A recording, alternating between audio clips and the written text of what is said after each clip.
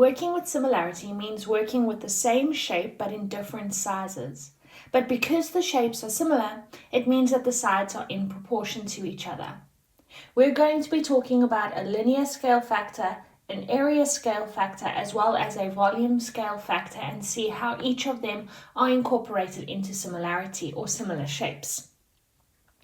If we look at the first worked example, I'm going to do two different methods with you. The first method that I'm going to do is similarity, and the second method is I'll be using the linear scale factor. We have these two rectangles, and these two rectangles are similar to each other. So that means that we're going to identify the similar sides, or the sides that are in proportion to each other. So we have the 2 centimeters and the p centimeters, and then we have the 8 centimeters and the 24 centimeters. So the first option that we have, or the first method that we can use, is to work with our similarity, working with proportion. So I'm going to take the small rectangle over the big rectangle with the 2 and the p. And then I'm going to take the small rectangle over the big rectangle again with the 8 and the 24, and I'm going to solve them because I'm going to equate them. I would have 2 over p equal to 8 over 24. So now I've made them in proportion to each other and they're equal to each other because they're similar rectangles. So now to solve, I'm simply going to take the denominator of the first fraction, which is the p. I'm going to multiply it with the numerator of the first fraction, which is the 8. I'm going to take the 24 of the second fraction, and I'm going to multiply it with the 2 on the top of the first fraction. So now I have 2 times 24 being 48 equal to p times 8, which is 8p. But I don't want 8p, I want the p by itself, which means that I'm going to therefore divide both sides by 8 so that I can isolate that p. So therefore, 48 divided by 8 is equal to 6 centimeters, which is equal to 8p divided by 8, which is p. The second method that I'm going to use is I'm going to use the linear scale factor. So I'm going to look at the two sides with both pieces of information filled in, so you can see that I have the 8 and I have the 24. So I'm going to identify that the linear scale factor, what do I do to 8 to get to 24? Remember to check, you can always say 24 divided by 8. So if I say 24 divided by 8, I get an answer of 3. Which means that I am multiplying this by 3. So that means, therefore, that my linear scale factor is equal to 3. So in order to determine my missing side, I'm going from the smaller shape to the bigger shape. So from the smaller shape to the bigger shape, I'm going to multiply. If I'm going from the bigger shape to the smaller shape, I'm going to divide by the scale factor. So I'm looking for p. So p is equal to the side of the smaller shape, which is 2, multiplied with the linear scale factor, which is 3. So therefore, p is equal to 6 centimeters. So I took this linear scale factor of 3, and that's what I multiplied with to get my answer of 6 centimeters. Now you have a your turn question. I'd like you to pause the video quickly, and I'd like you to do the your turn. Alright, good. Now that you've paused the video, here is the answer. You have Q being 9 centimeters. I've done it with both methods, so you can quickly pause the video and check your answer. If we look at an extra example, we have two triangles over here. So the first thing that I'm going to do is I'm going to identify which sides are in proportion to each other, which sides go together. So the 2 centimeters goes with the j centimeters. And then the 4 centimeters is going to go with the 15 centimeters. Alright, so method number 1, I'm going to do small triangle over big triangle. So that means that I would have 4. If I look at my diagram is colored in green. So 4 over 15 is equal to 2 over j, the purple lines in my diagram.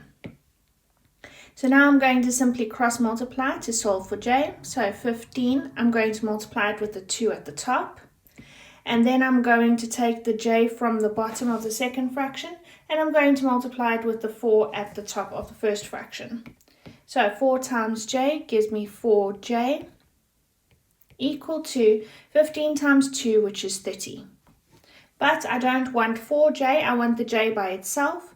So what I'm going to do is I'm going to divide both of these sides by 4. So 4j divided by 4 is j equal to 30 divided by 4, which is 7.5 centimeters. The second method that I'm going to use is I'm going to look for my linear scale factor. So I'm going to look to see what I do to 4 to get to 15. So in order to determine that, I can always work backwards and I can say 15 divided by 4, and that gives me an answer of 3.75.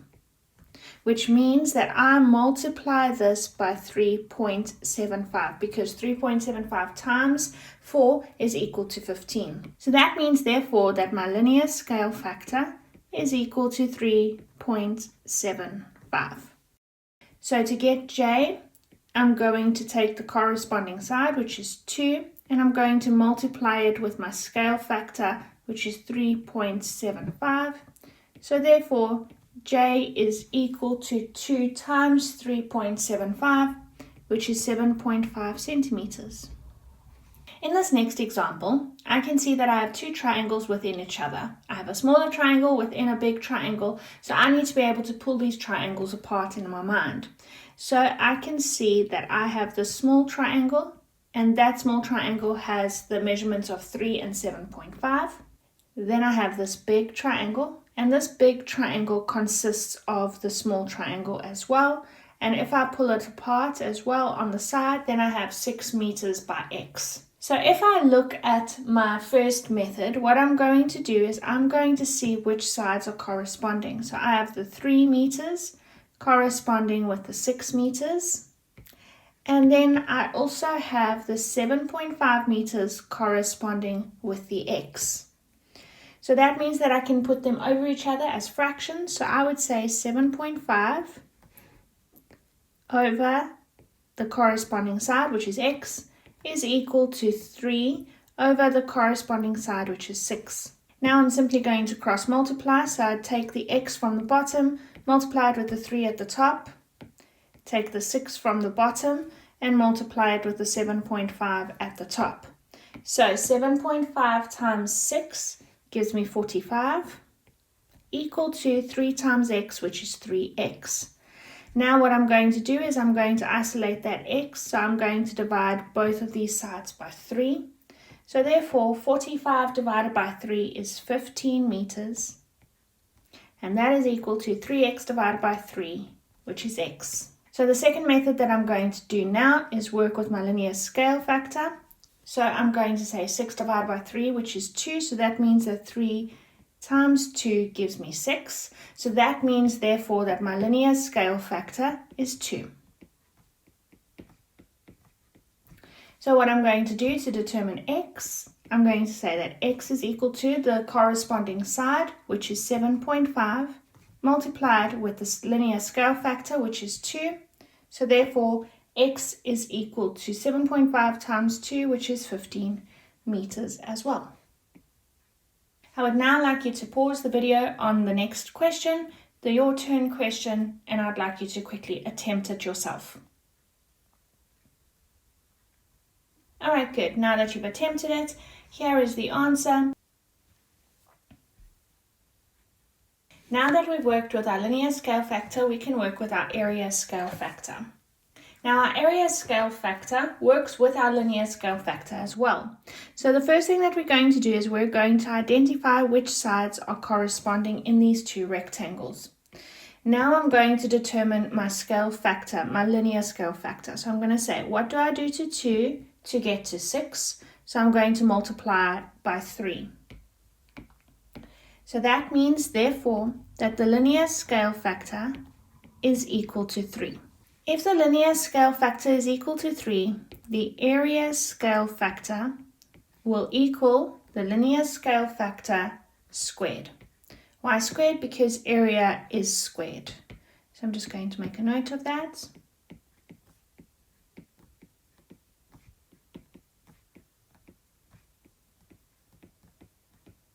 So that means therefore that the area scale factor is actually equal to 9.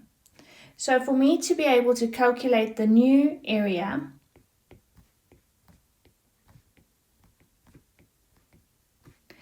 that will be equal to the current area, which is 12 centimeters squared, and I would then multiply it with my area scale factor, which in this case is this 9. So this 9 over here is what I am multiplying my new area with, which is the linear scale factor, which is 3, but it's squared, so that's 9.